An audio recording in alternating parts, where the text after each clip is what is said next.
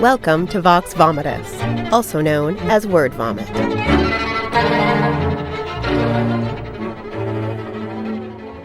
Welcome everybody to the next episode of Vox Vomitus. I'm your host, Jennifer Ann Gordon, the writer of Beautiful, Frightening, and Silent. I'm joined once again today by Trisha Mckee, the author of Beyond the Surface, and Allison Martine, author of Dibs. We are also joined today by one of my most favorite people in the entire world, best-selling goddess, dog lover extraordinaire, Paula Mounier. So please, warm welcome to Paula. I'm just clapping. Clapping for everybody. Paula, tell us a little bit about yourself. Well, I've been in publishing a long time. I started off as a reporter, magazines and newspapers, and then I got my first job in the book business. And when I realized that they were going to pay me to talk about books all day, I was thrilled. So I was an acquisitions editor for many years, acquisitions editors are the people who acquire books for publishers. And I did that for many years. I kept on writing because I was always a writer's first. And then 8 years ago, I left publishing to join my own agent. Yes, I wrote a lot of books on writing. Yes, I joined my own agent's agency. So my own agent invited me to join her agency and become a literary agent. So now I'm an agent and an author, and I was an editor. So I've sat at all the places at the table. Wow. I love them all. So Paula, I will say this is specifically why, besides the fact that I love you and I love your work, why I wanted you to be a guest on Vox Vomitus, which does mean word vomit, because I think you have a very unique point of view, that you have been teaching the craft of writing. You have been an editor, you've been an agent, and you are a best-selling author. So you've probably seen a lot of not so great work. Is that I love how you politically correct? You're like, I'm not going to actually just call it word vomit, but I know you wanted to say that right then. I'm always worried that I'm going to say the word vomit too many times in the first few minutes, and people can just turn off. It's not a drinking game. Well, certainly. Yeah, it should be a drinking game. Yes. Certainly, I see a lot of work that needs work. You know. So you continue. Well, I was just saying that, I see a lot of writers who are trying to find a way to get to the next level. And that's hard. It's if you're writing commercial fiction, there's really no school for commercial fiction. So you have to read in your genre, you have to take classes, you have to go to workshops, you have to join genre associations, you have to do all this sort of thing to try to get you to the next level. So it's not easy, but a lot of people out there, they make it, they keep at it and they make it, and they learn that writing is rewriting, and their level of craft keeps rising. I love that. Writing is rewriting. So I think sometimes we take that as like, no, the first thing that comes out, if it's not pearls, then either I shouldn't write or everyone should expect this to be pearls, and everyone needs to get on board with that. But that's just not true. No, it is simply not true. I mean, hence, that's why the show is called Vox Vomitus, because, I see a dog. I always call like my first few drafts my vomit draft, when I'm just like, the words are coming out. The idea might be good. The bones might be good. The meat is probably bad, but, you work on it. So Paula, you have done it all, and we're going to get to more of everything you've done, but you have a best-selling series of books that are out right now, the Mercy and Elvis series. Yes, I do. It's my canine series, Blind Search and A Bar on the Bones, and I just finished the third one, which will be out next week. Down. One of them was. Oh, no. What? What's that? Yay. I'm much better at picking my clients' books than I am but I've got my Paula Mounier stuff. I've got Blind Search on my Kindle. It's less attractive to hold up the Kindle. I know, isn't that the truth? But anyway, so I love my dogs. I write about my dogs. I write about Vermont and New England. I write about, all the things that I love. So it's a lot of fun, and I'm really enjoying writing the series, and I hope to continue. So would you say the order of the things you love are crimes, dogs, and New England? Maybe not necessarily in that order. Yeah, that's close. I mean, I'd say books, dogs, the written word. I mean, it's the one thing I couldn't live without: my friends, my family, and the written word, and my dogs. Those are the three things. And of course, nature. That's the glory of living. I live in southern New Hampshire. I write about Vermont. I love New England. I love nature, and it's, especially now, I feel so lucky to be in a place where I can commune with nature if I can't commune with other people in real life, right? True. You don't have to social distance when you're outside and talking to a tree. You're good. So our co-host Trisha is another dog lover, bulldogs specifically. Trisha, do you have any questions for Paula?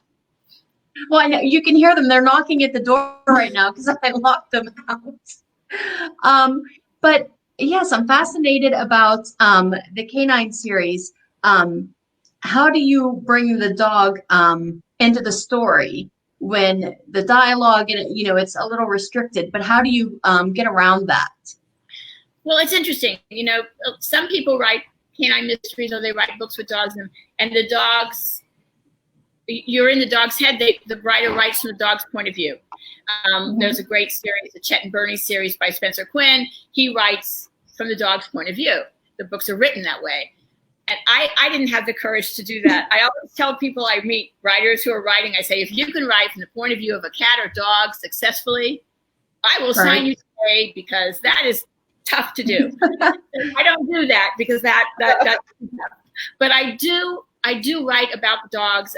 They're very integral to the plot. So my heroine, Mercy Carr, is a former MP. She's home from Afghanistan. She's been wounded. She's home in Vermont, and her fiance is killed in the same battle in which she's wounded. And his last thing he says to her, he's a dog handler, is take care of my dog, Elvis. And because Elvis is a Malinois, he's not an army dog. He's a defense contractor dog. And those dogs often end up in, dire situations in kill shelters across the country.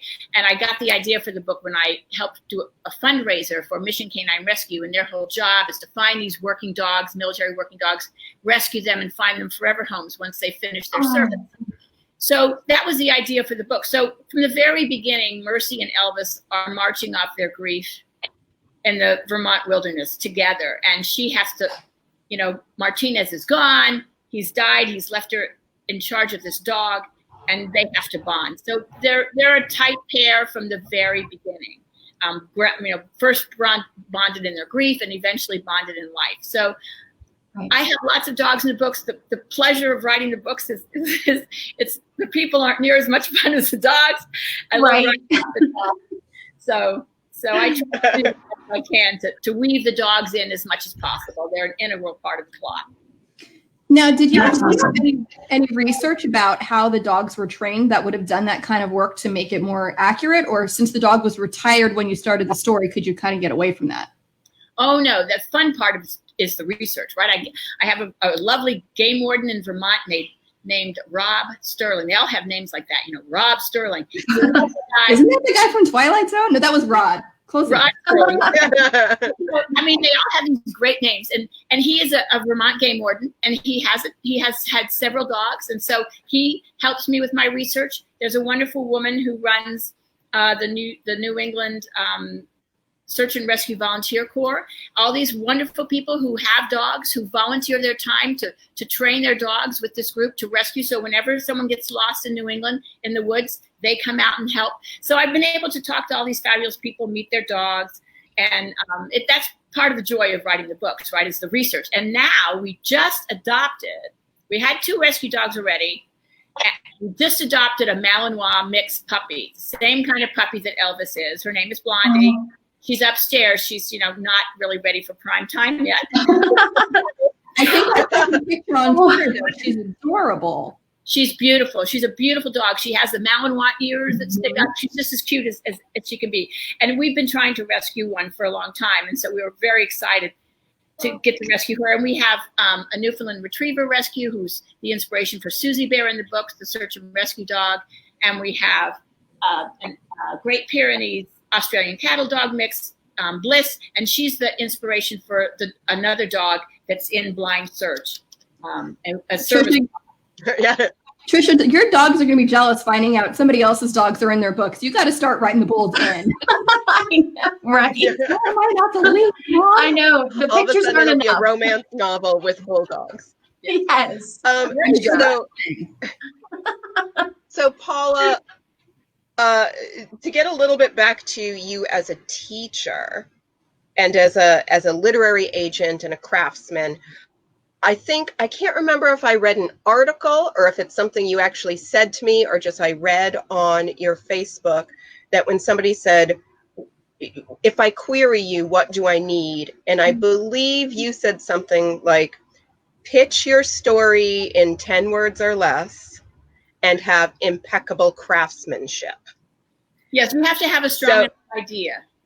You need a big idea. And a lot of people, especially now, because right now during the pandemic, like everything else, publishing has slowed down.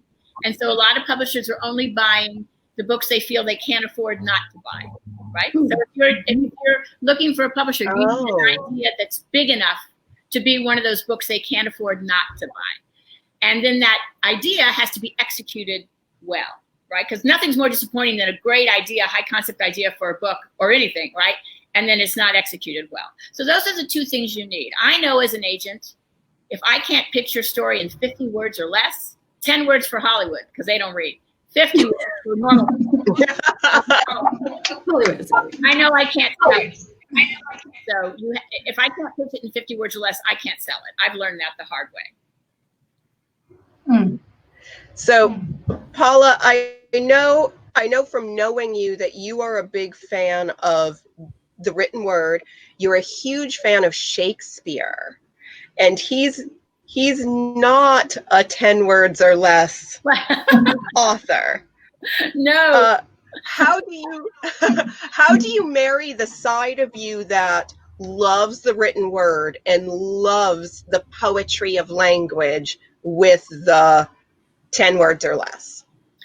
Well, there's sales copy and then there's writing, right? So I always tell people, they can write a beautiful book, lovely language, but that's not sales copy. So my job as an agent is to take your beautifully written story and sell it in sales language, right? So that's a different thing. I mean, ultimately, I tell people, what is everybody looking for? Whether it's an agent or an editor or a reader, we're all looking for that experience you have when you get that new hardcover in the mail or from the bookstore, or you download it online. It's that author you are willing to pay hardcover prices for when you wait for their new book, and you pour yourself a glass of wine or a cup of tea or whatever your preference is, and you sit on your couch and you lay back and you open up the first page and you read that first page, and part of you just goes, because you're in for a good ride. We're looking for that feeling on page one. And that's a sort of an intangible thing, but it's a question of craft. It's a question of content. It's a question of character.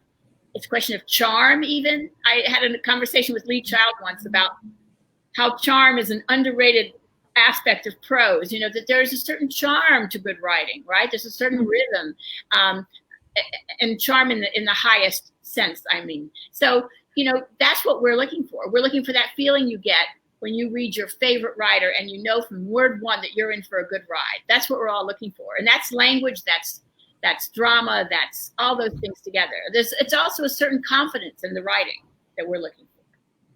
Paula, how do you get that charm? How do you tell someone, like, I'm not an agent, but I beta a lot. I want to help other writers who are still in the querying stage get the best first draft they can, or the best thing that they can query. And a lot of times I can just feel it's missing that charm, but I don't know how to tell somebody, it doesn't have charm, because how do you fix that? I'm not telling them they're not charming, but what's coming on the page is just it's flat. Well, part of that is voice, right?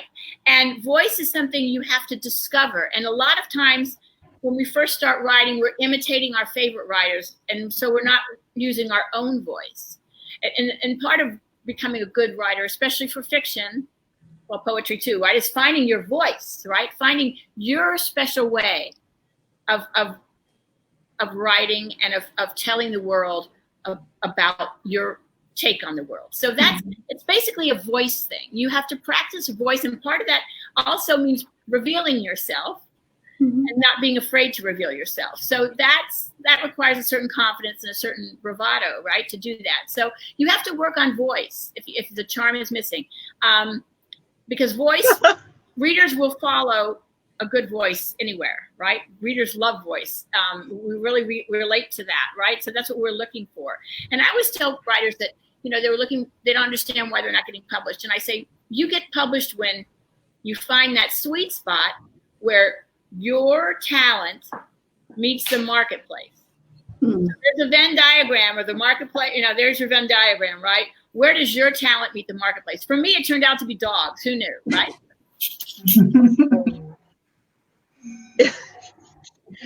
So Paula, you're very well known because of your Mercy and Elvis series, but you also write for career authors and all sorts of things. But what did you, because I don't know your fiction before Borrowing of Bones. Like, what did you play with before that? And were there mistakes that you thought, why am I trying to write blah, blah, blah? Oh, yeah. I mean, I started writing fiction, really bad fiction, in my 20s. I mean, I wrote short stories that were terrible. They were truly, truly terrible. I look back and laugh. And then after I spent like a couple years writing bad short stories. And I realized that's the puppy crying, that terrible sound you hear. And after a year, I thought, okay, I've just spent a year writing really bad short stories. I could spend a year writing a really bad novel. So I tried that because I really wanted to be. That is the best thing I've heard. Why waste my time with short stories when I can write a terrible novel instead? Be like, authors everywhere, listen to this advice. You know, because, you know, to me, from my experience as a reader as a child and as an adult as well, to me, a novel was, you know, you could write nonfiction, you could write short stories, but to me, being a writer to me meant writing a novel, right? So I wrote a couple, you know, really terrible novels. And then I finally got a novel published. Well, I got an agent. This is years and years ago. Got an agent, and I wrote a novel, and it was one of these it's one of these novels that were genre doesn't exist anymore, but it was basically shopping and effing novels were what they were. Shopping and effing novels. And shopping, you can say the F word. Well, shopping and fucking? Yes, there was a genre. That's a genre? Yeah, it's a genre of romance, isn't it? I didn't think it was gone. Is it gone? Are we not allowed to write about these things anymore? I wrote one. We're all writing this down. Let's bring this back. Yeah. I wrote one, and I got an agent, great agent. But the minute he went out with it, that genre just like died overnight. It was dead in the water. So he never sold that book.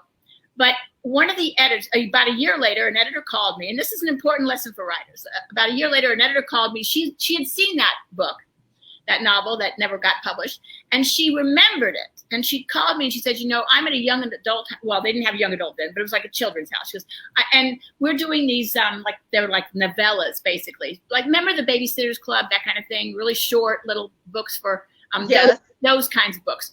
She says, we're doing a series, and I realized that at the beginning of your novel, it was an adult novel, but at the beginning, the heroines were teenagers, and I liked the way you write about teenagers. Would you write a teenage book for me? So I wrote this little book, this little, you know, children's book novella, which would now be called young adult, sort of, or tween fiction. You know. But that back then they didn't have that. Right? And I published it, and I was so excited. I finally got a novel published, and I learned so much.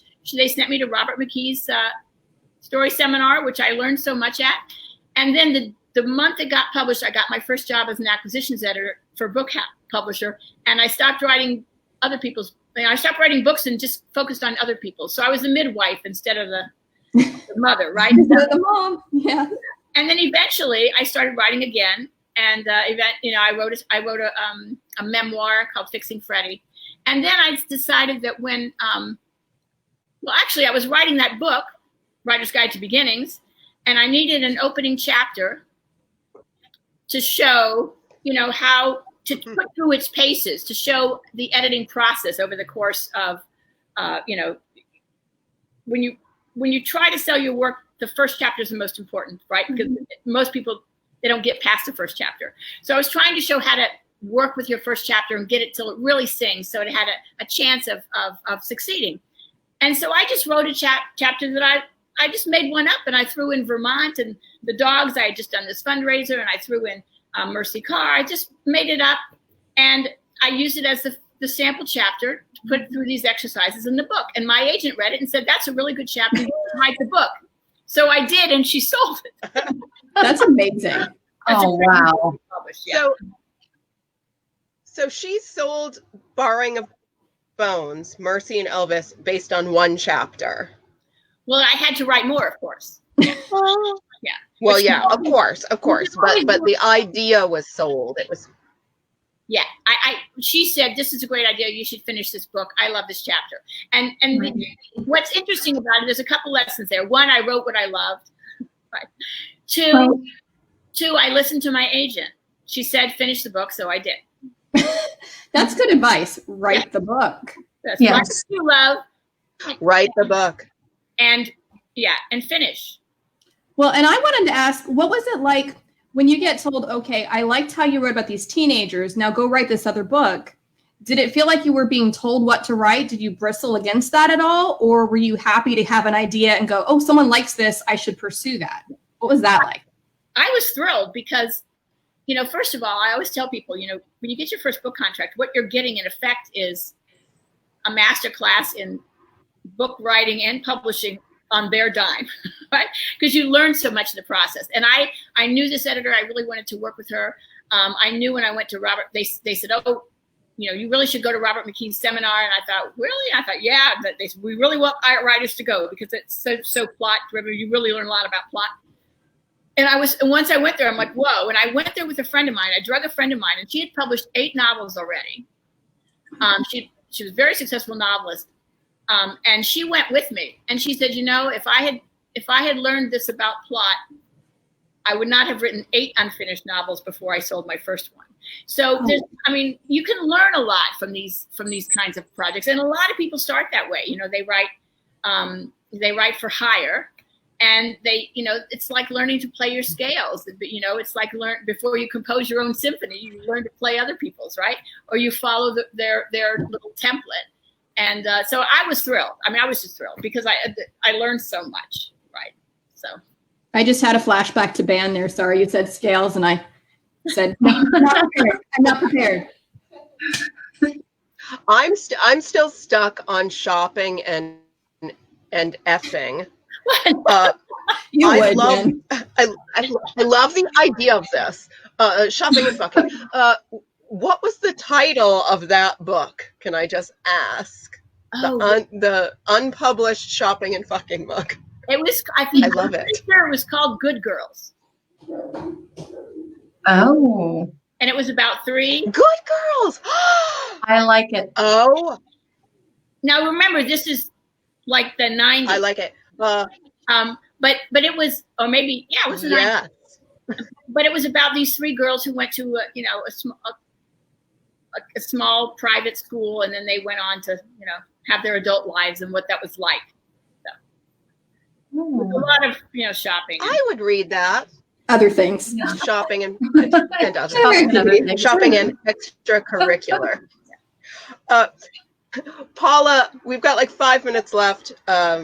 What is your favorite genre to read? Oh, I am such an eclectic reader. I would read anything. It's easier to say what I don't read. I don't read scary. All right, what don't you read? Yeah, I don't read know. stuff. I know, Paula. Because I have nightmares, I know. But I do love. Of course, I love crime fiction. I love women's fiction. I love poetry. I read a lot of poetry. I read Shakespeare just for fun. You know, I just love to read Shakespeare. And I watch a lot of, you know, that's one thing. We have so much time to watch stuff now. I've gotten to watch a lot of Shakespeare because they put a lot on, you know, they're putting a lot of plays and stuff on now during this time. Yeah. So I love theater. So I've watched a lot of theater performances now right here at home. I like anything. I like to say I like anything good. You know, I will say that when you read for a living like I do, I start a lot of stuff I don't finish because I just can't, right? I have to love it to read it and finish it. I just have to love it because life is too short and I don't get to read for pleasure that much. So when I read for pleasure, I have to love it. So the last thing I'm trying to think of the last thing I really loved. I really loved, well, I'm reading a great book now. I don't even know what it's called. I think, no, wait, I'll think about it. It's called The Skull Mantra. It's a mystery, but it's set in China or in Tibet. It's really great. Lots of monks and mystery, and it's really good. But I also loved Gentleman from Moscow. I loved Writers and Lovers by Lily King. If you haven't read Writers and Lovers by Lily King, it's a great, if you're a writer, I love to read things about writers, right? So Writers and Lovers is a great novel by Lily King that just came out not too long ago. So I'm a pretty eclectic reader. Well, I'm now obsessed with your early unpublished work. And I feel like if you have any copy of that Trisha, Allison, and I could do a dramatic reading of, even if it's not filmed, we would love that. Or if it's filmed, please let me use my theater degree. I'm sure you could come up with something better. But not more fun. I mean, I probably could write. Not more fun. I could probably read my own book, but it would not be as much fun as reading your book. I don't like reading my book. I'm like, I get nervous and I'd rather have somebody else do it. So I will read hers. That will be easier. I feel the same way.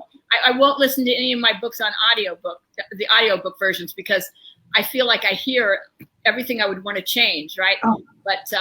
But I have a really great narrator. But so other people say they're great, but I couldn't do it because I would find it physically painful, I'm sure. You're like, I'll just take your word for it. Thank you. And push that off the Audible queue for something else. Thank you very much. Sure. Well, and probably by the time it gets to something like an audiobook, you've read it, you've revised it, you've edited it. You don't need to hear it again. No, I don't. And I'm usually, into the next book. So I'm not really even in that book anymore. I'm in a different place in my heroine's life. So. And I hear on that because I'm writing a book and then I've got to go and edit a book. And so it's like going backwards in time and it just feels weird. Like, well, wait, why are we doing this? Oh, that's right. We're in an old book. I get it now.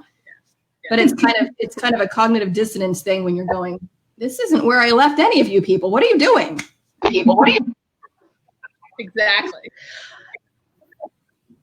All right, we are running out of time. Do we have any last questions? Trisha, throw it to you. I actually do. Is there any advice that is most commonly given to writers that you wish wouldn't be given? Is there something that everyone says, what's the, one thing you should do, and you want to say, no, don't listen? Well, I think the biggest mistake people make is they send it out too soon.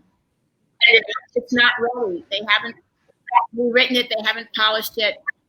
They seem to think that, if you took a watercolor class and you painted your first watercolor, you wouldn't expect to hang it in the Met. You have to put in your time, right? It takes 1 million words or 10,000 hours or whatever bar you want to use to really learn your craft. So this idea that you can just throw it out there, and that you don't have to learn it. I think sometimes writing, out of all the arts, is the most dismissed in terms of craft. People know, oh yeah, I couldn't become a sculptor overnight, but they think they can become a writer overnight. So I think that's the biggest misconception. It's an art like anything else. It's a craft like anything else, and you have to master your craft. Oh, I love that. Yes. Yeah. So what you just said just reminded me, because so many times over the past several years, I've come across people who say, oh, when I'm retired, I'm writing a book. Like, oh, Like your Yeah, I'll job give it is a a try. doctor, or your job is an accountant, or whatever it is. I'm just going to write a book. The second I'm retired, I'm going to know how to write a book. And Yes. I'm like, Yeah. oh, no, you don't.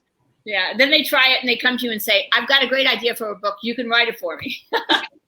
Yes. Well,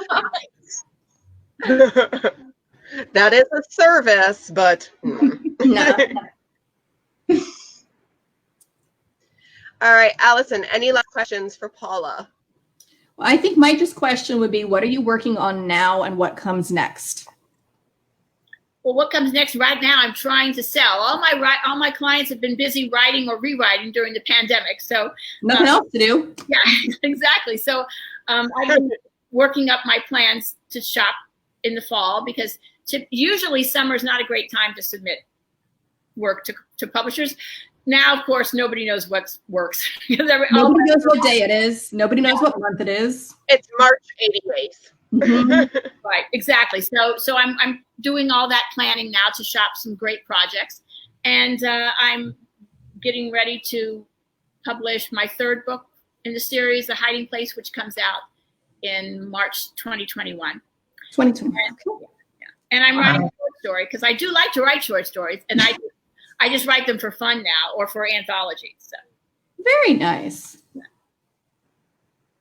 Well, Trisha, Paula, final question? I absolutely. Oh, yeah, final question. Do it. No, I'm good. No, you're good? No final question? I don't have a final question. I love you, Paula. I would just want to say thank you for being on our Thank you so much. Madcap show. You are an amazing person, and a talented writer, and an amazing teacher, and I adore you. So Well, thank you for talking about your shopping and fucking story with us. Well, I may have to live that down. I am now. Well, thank you for having me. You're going to get an email from me every day asking for just a snippet. Just a snippet of it. That's funny. Nice driving. That's all. Too funny. Well, I'll tell you my Cosmo story. You'd like that too. So years ago, when I was in college, I decided that to make extra money, I would write for magazines. I had no idea what I was doing, but I read the magazine, so I thought, how hard could it be, right? My favorite magazine was Cosmopolitan, and that was back in the Helen Gurley Brown days. It was a really sort of feminist organization. Yeah, and so I wrote an article and I sent it in, which it's not really how it's supposed to work. Of course, you go through an agent. These are big time magazines. Believe it or not, they bought it. And they published it like a couple years later. And because it was one of these, sort of timeless kind of things. So the week my first child was born, that article came out, and it was called Loving Gestures. It was nice things to do for your man. It was very 70s, right? So, so fast forward 40 years, and I get this email from this young editor at Cosmo.com, and she says, I've been looking through our old editions of the magazine, and I saw this Loving Gestures, and it's you, right? You wrote it. And I'm like, yeah, I wrote it. I was like 18, but yeah. And she said, I decided to do everything on the list and write a story about it. Do you mind? And I said, oh. She wrote an article about all these lame things I had said, nice things to do. So I can find that for you. Oh, wow. That's what that feels like. Want that. I love it. That is amazing. The trouble with being a writer is it lives forever. Yes. And this was even before the internet, things were living forever. We found it in the archives. Yay. Don't look in the archives. I have this vision. It's like microfiche, and it's just like a very trendy girl. Ridiculous. All right. Thank you so much, Paula. Thank you. And thank you, everybody. Thank you, Trisha. Thank you, Allison. Thank you to the Global Writers on the Air Network. This is a copyrighted podcast. Thank you to Roman Siratin, our producer, and Pam Stack, our executive producer. So thank you, everybody. And we will see you next week when we have Sadie Hartman, Mother Horror, on for a very special episode of Vox Vomitus, where she and I are reading a book that we don't want to, And Trisha has already read it and will probably be our moderator. Yay! So I won't tell you what that book is yet. I know. Allison's like, I don't want to read that book. All right. Thank you. Thank you, love bugs. Love you all. Oh, Thank Patty you. Ann got a comment. Fantastic interview. Thank you.